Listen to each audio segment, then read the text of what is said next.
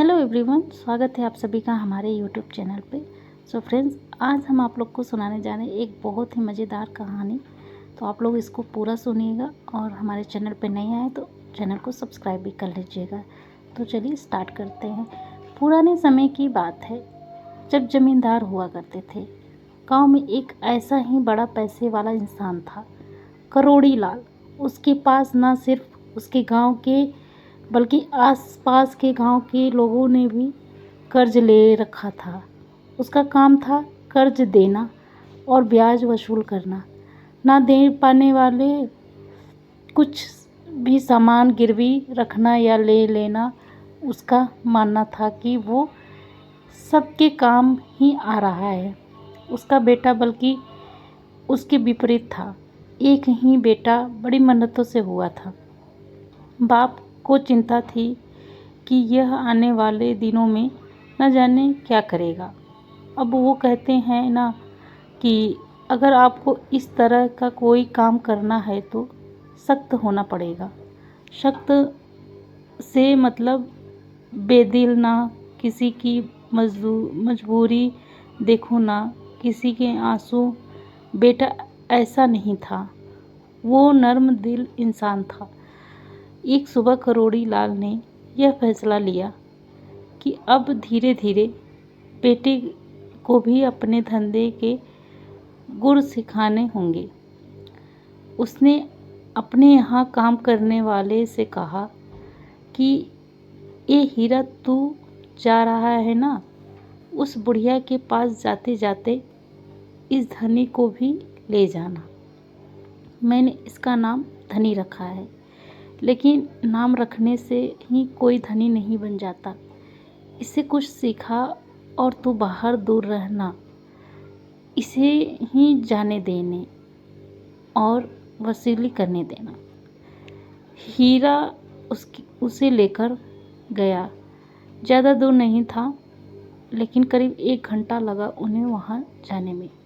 हीरा ने जैसे ही कि सेठ ने कहा वैसा ही किया। धनी को दूर से उस बुढ़िया का पता ठिकाना बता दिया। धनी जब उस स्थान पर गया तो उसने देखा कि एक छोटी सी कुटिया है, बहुत ही जर्जर हालत में। उसने मन ही मन विचार किया कि यहाँ से क्या वसूली करना है। उसने द्वार पर जाकर टूटे दरवाजे को खटखटाया। अंदर से एक झुकी हुई सी अम्मा आई। धनी को बताया गया था कि सावित्री अम्मा होंगी, इसलिए उसने पूछा, सावित्री आप हैं? वो अम्मा लड़खड़ाती आवाज़ में बोली, हाँ। तुम कौन बेटा? धनी ने बोला, मैं करोड़ी लाल का बेटा हूँ धनी। अम्मा सुनकर नाराज़ नहीं, खुश हुई। बोली, अच्छा अच्छा, तुम धनी हो। अरे बेटा, तुम तो बहुत बड़े हो गए, बड़ा अच्छा लगा। आओ बैठो, बड़ी दूर से आए हो, थक गए होंगे। धनी को बैठाया और कहा कि रुको, मैं तुम्हारे लिए कुछ लाती हूँ। धनी ने मना किया, लेकिन अम्मा नहीं मानी। बोली कि नहीं, पहली बार आए हो, ऐसे कैसे? अम्मा ने अंदर जाकर बर्तन में देखा, थोड़ा सा दूध पड़ा था। उसने वहीं गर्म किया। इस दौरान वो धनी से बात करती रही। अम्मा ने बर्तन से ग्लास में दूध निकाला। जैसे ही दूध निकाला, उसमें मक्खी गिर गई। अम्मा को दिखाई नहीं दी। अम्मा ने दूध ले जाकर धनी को दिया। धनी ने ग्लास हाथ में लिया, देखा तो उसमें मक्खी थी। धनी ने बोला, अम्मा इसमें तो मक्खी गिर गई। धनी कि यह बोलने अम्मा ने देखा और कहा कि बेटा, इस उम्र में दिखाई नहीं देता, तुम रुको, अभी मैं दूसरा लाती हूँ। धनी ने फिर मना किया, लेकिन अम्मा नहीं मानी।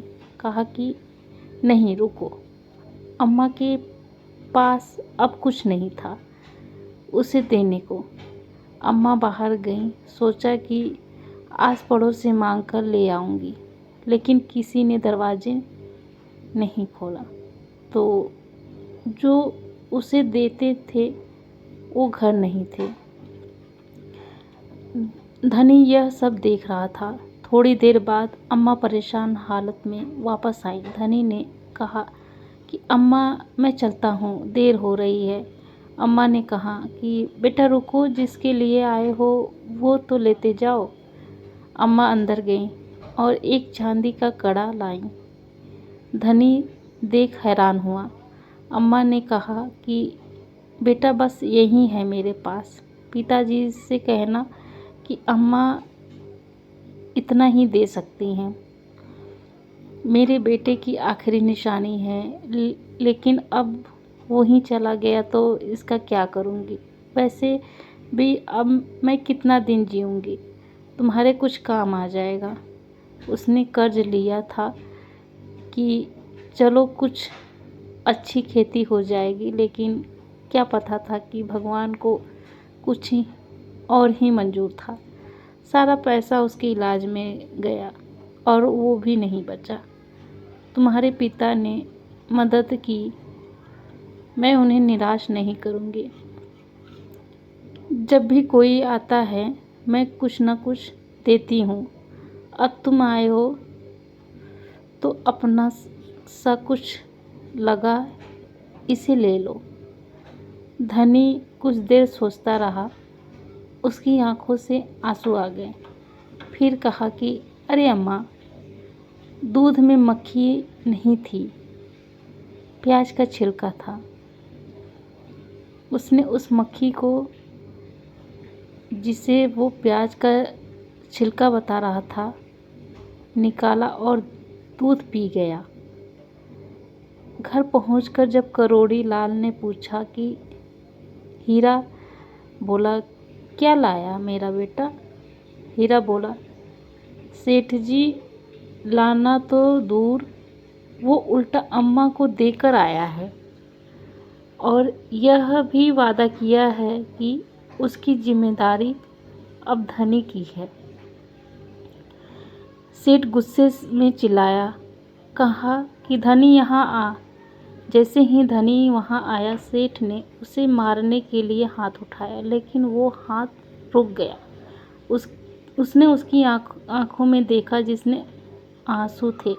आंसू भरी आँखों से वो अपने बाप की आँखों में देख रहा था। बाप के अंदर भी उस वक्त कुछ बदल गया। करोड़ी लाल सच में धनी था, क्योंकि उसने धनी जैसा बेटा पाया। आपको यह कहानी कैसी लगी हमें ज़रूर बताइएगा। इस तरह की अच्छी कहानी आप यहाँ पढ़ सकते हैं। यहाँ उपस्थित शिक्षाप्रद कहानियाँ आपको मनोरंजन करने के साथ दिशा भी देंगी। तो बने रहिए हमारे साथ और हमारे प्रयास को सफल बनाएं। Thank you.